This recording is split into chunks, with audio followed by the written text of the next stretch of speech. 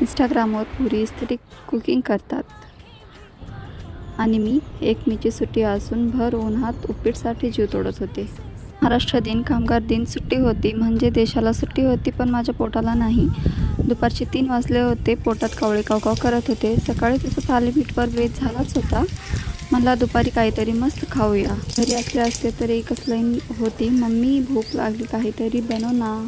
पण मग आठवलं, अरे बाई थांब, तू पीजीमध्ये राहते, इथे मम्मी नाही. इथे भूक लागली की स्वतःची आई स्वतःलाच म्हणावं लागतं. भर उन्हात किचनमध्ये गेली, गॅससमोर उभी राहिली.